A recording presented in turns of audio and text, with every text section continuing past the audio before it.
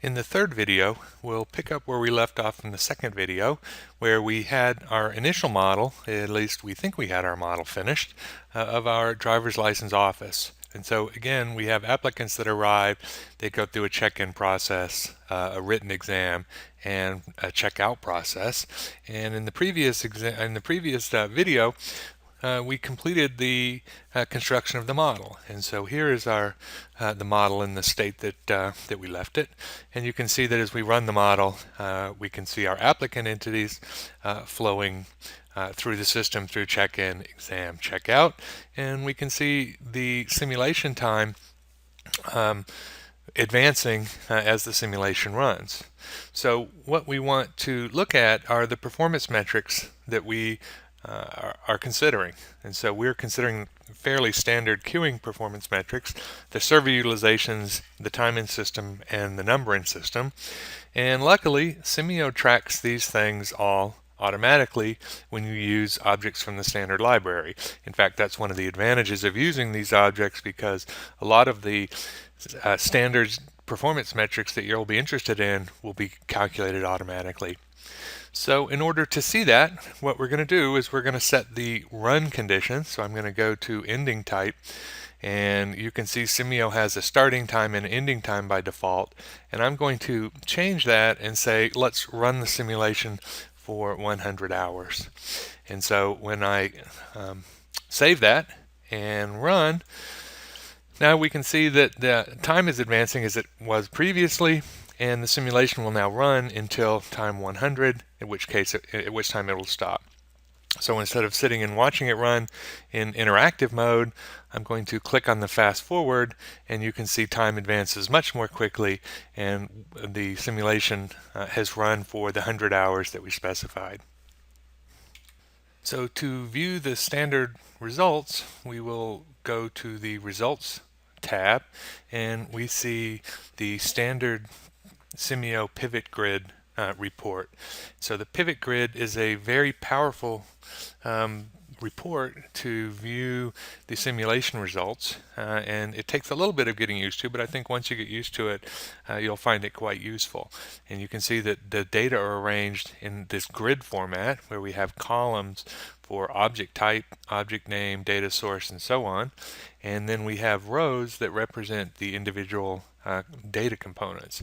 And so, for example, if I look at the model entity object type, I only have one object of that type, and that's applicants. The data source has to do with the population of applicants, so the individual run spaces. And we have categories of information: content, flow time, and throughput. And then we have individual data items: number in system, time in system, number created, number destroyed. And then for each one of these, we have for the number in system, we have the average and the maximum. For time in system, we have the average, the maximum, minimum. And for number created, it's just how many were created during this one run of length 100 hours. Similarly, for the path, we have information about the number of entities that travel along the path, the flow time on the path, the throughput of the path. And we have 4 path object instances. Then we have our server information, and so we have our check-in server, our exam server, and our checkout server. And for each server, we have information on the resource. In particular, we're interested in the scheduled utilization. We have information about the input and output buffer, and we have information on about the processing station. And so we're going to use the pivot grid quite a lot through the remainder of this lab and through future labs. So what I want to do now is just demonstrate how we can filter down the pivot grid to get the results that we're interested in. So if we look back to our problem definition, we're interested in these 3 classes of performance metrics: the server utilizations. Of course, we have 3 different servers; the time in system and number in system for an applicant. And so we see those components in the pivot grid. And what I want to do is go to the data item column and click on the little funnel icon up here in the upper right.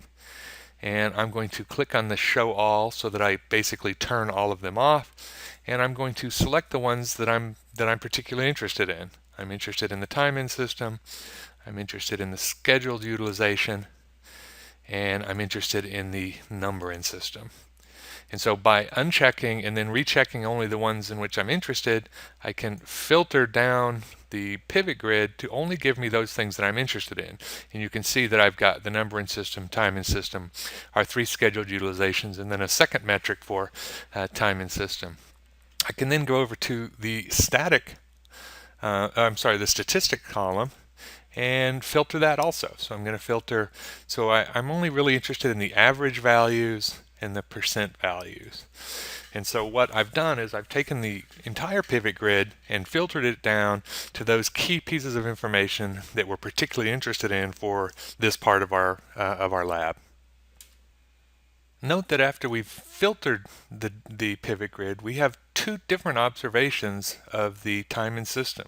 So there's the model entity flow time in system average value, and there's the sync 1 flow time in system, and these 2 numbers in this case are the same. And so if we look back to our model, the standard the standard library objects for entities, the object designer realized that you're often interested in the time that an entity spends in the system, and so it tracks that statistics on the population of realizations of that object instance. Similarly, when entities are destroyed, in our case when a customer or an applicant leaves the system, the object designer also realized that you're often interested in how long an entity that enters that sync spent in the system also, and so it tracks those 2 things separately. In our case, these 2 values are the exact same because all of the applicant realizations flow through sync 1. So if we'd had a divergence here, say someone fails an exam and they skip the checkout, so we would go directly from exam to say another sync, then we would have 3 different observations. We would have an observation for the applicant population, we would have an observation for the sync 1 population, and we would have an observation for the sync 2. And so in that case, we would have 3 different values because the applicant population would record for all entity realizations. Sync 1 would record for only those that passed the exam and went through the checkout, and the sync 2 would record for the entities that failed the exam and then departed the system.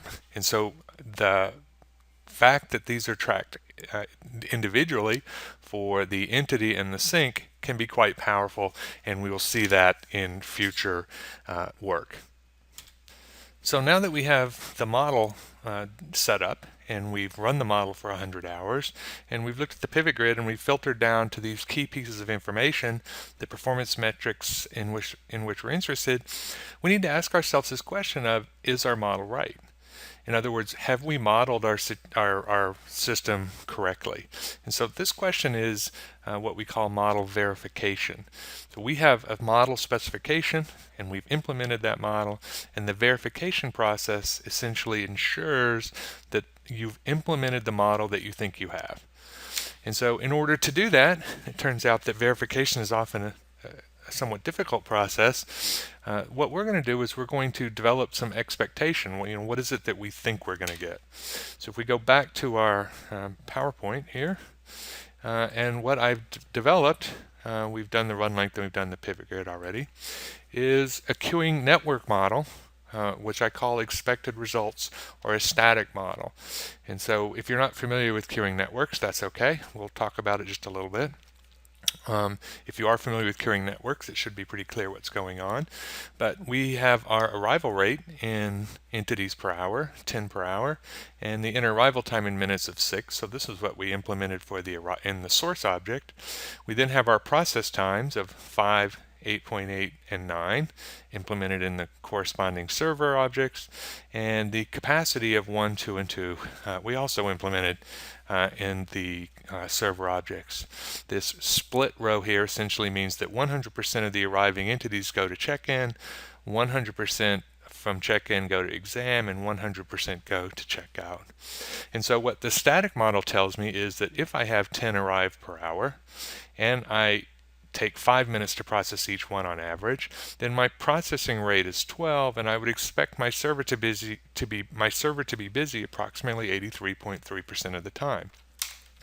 Similarly, I would expect the exam to be busy approximately 73.3% of the time, and I would expect the checkout to be busy approximately 3/4 of the time.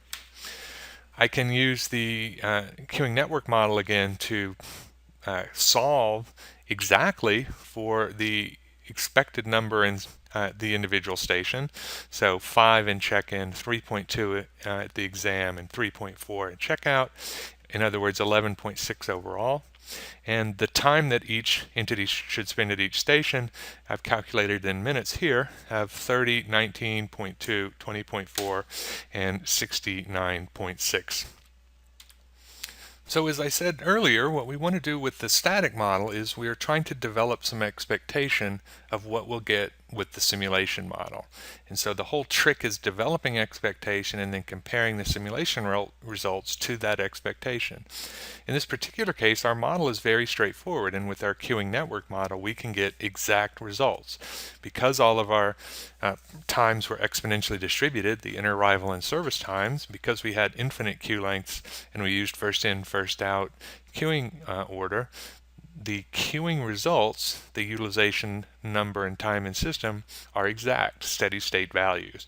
And so I can easily compare my simulation results to the 3 utilizations and the time in station, or the sum of the time in station and the sum of the number in station to compare the results. So I'm going to go back to my Simio model, and the first thing I'm going to do is go to unit settings and switch from hours to minutes.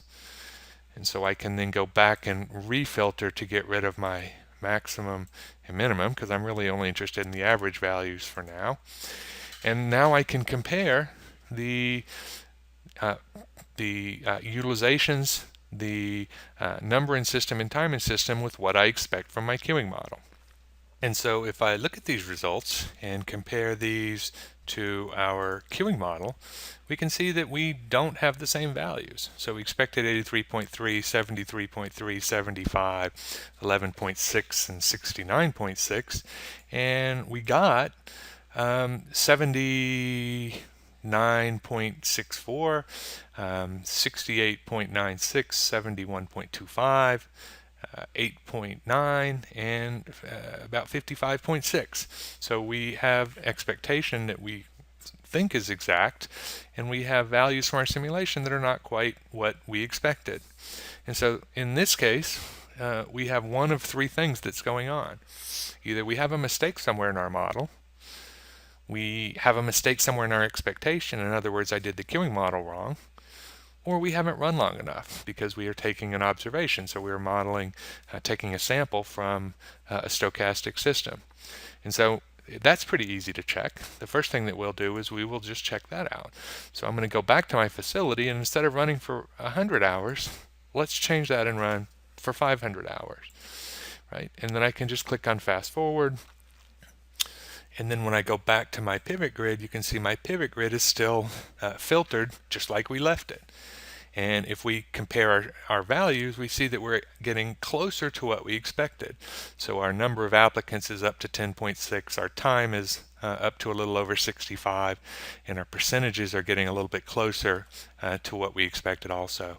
So we could go back in and run it for longer. So I could go and say, well, let's run for 1,000 hours. And if I do that and come back to my results, you can see that we're getting closer and closer to what our expectation tells us, which of course, if we, for those of you who have had queuing analysis, we know those are steady state values, and so the longer we run our simulation, the closer we're going to get to steady state. Of course, we never actually reach that with a simulation model, but the longer we run, the closer we get. So as we increase the run length, we would expect the results to get closer and closer to our expected values. So even though that's the case, that the longer we run, the closer we get to steady state, these are still, these individual values that we see are still single observations of a random variable. So in other words, the average number in system of 10.75 is one observation of the random variable that represents the average number of entities in the system given the condition. So what we need to really do analysis in this system is we need to have multiple observations of these values. We need to have multiple observations of these values. In other words, what we need to do is we need to replicate our model. And so to do that, we're going to go back to our facility view and the project home, and on the project home ribbon we're going to click on create new experiment, and you can see over in the navigation window we have our experiment, and we have default values of running 10 replications, and then we have some other parameters which we will talk about in just a little bit for our model. So I'm going to change our runtime back to 200. Now let's change it to 100 so it won't take so long to run. And now when I run, I'm running 10 replications, and so you can see down here in the information window that I've run 10 replications of my model. Note also that these replications do not necessarily run sequentially, because Simio distributes the replications to the different cores in your processor. So depending on what type of processor you have, it's running replications simultaneously. Now that we've run our 10 replications, I'm going to go to the pivot grid, and you can see a pivot grid that looks very similar to the grid that we saw when we ran in interactive mode. In fact, the fundamental difference is that we have these additional results columns for minimum, maximum, and half width, because we've replicated the model multiple times, where previously we only had a single column because we had one observation. Now we have some additional statistics about the population of the sample of the number of replications that we ran. So what I'm going to do is go back to the same filtering process that we did before. So I'm going to filter to the number in system, the time in system, and the scheduled utilization. And then I'm going to filter so that I just get the average values and the percent values, so that we can compare what we had previously. So we can see the average values, and in addition, what we're primarily interested in here is this half width, and this is the half width of the 95% confidence interval on the mean value. And so if we go back to our design of our experiment, you can see that we have the confidence level here. The default value of that confidence level is 95%. And so that's why we have the 95% confidence interval here. If I change that to 90%, then I'm going to get the 90% confidence interval, 99%, the 99% confidence interval, and so on. And so the half width is actually a measure of the sampling error. We have sampled, in this case, 10 replications from an infinite population, and this half width gives me information about the error associated with that sample. So I can go back, and if I increase my number of replications to, say, 25, and now click run, note that it picks up where it left off previously. So we had run 10, so what happened was it ran an additional 15 replications, and if you compare the half widths of the confidence intervals, they've gone down. Of course, as we increase the number of replications, we can decrease the half width, the half width of the confidence interval arbitrarily small. So we're in total control of the sampling error simply by setting the number of replications. And we'll talk much more about that number of replications versus run length as we go forward in the labs. So based on my 25 replications of length 100 hours, my averages are looking pretty good, except for the flow time. My flow time is just a little bit smaller than I would like to see. If I go back to my expected results, I see this is about 69.6 minutes, where the results we got were about 65.7 with a confidence interval half width of 3.3. And without getting into any detail now. We will do this in a future lab. The problem that we're seeing is something called startup bias. In other words, when my simulation starts running, there are no entities in the system. So if it's steady state, on average we would expect 11, approximately 11, then arriving entities are generally going to have to wait. And so to fix that, we can use what's called a warm-up period. So what I'm going to do is I'm going to increase the run length for each replication to 1,000 hours. Then I'm going to go to my analysis properties and set the warm-up to 500 hours. And so what's going to happen is let me start this and we can discuss. As you run each replication, Simio is going to run for 1,000 hours, but it's going to ignore the first 500 hours of each replication and it's for the analysis. So it's going to run for 500 hours, start tracking from the current state, and then track for the remaining 500 hours of the replication. So we are running our 25 replications, and we can actually go and look at the pivot grid. Well, it's not quite there yet. So it's we're at replication 16, and you can see already that the flow time has increased significantly from our 65 to 71. So we'll go back and see when this finishes up. 5 more replications, and then run complete. And so now we're a lot closer to that 69 than we were previously by eliminating that startup bias. And so now we have our model that we are comfortable is correct because we verified the model using our queuing analysis. Now keep in mind that it's very, very difficult and often impossible to completely 100% verify a model. We're just collecting evidence until we are convinced that the model is doing what we think it does. And at this point, I would say we have achieved that goal.